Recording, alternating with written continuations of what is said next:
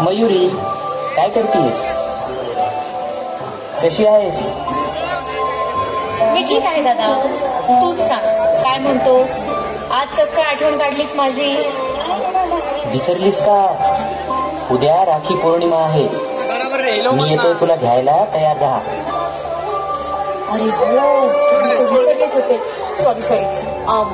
दादा तू ये उद्या लवकर, मी तयार राहते. काय काका, तब्येत काय म्हणते? काळजी घ्या आणि आता दारू पिऊ नका. मुलाबाळांचा जरा विचार करा. हो ताई, आता नाही पिणार. माझी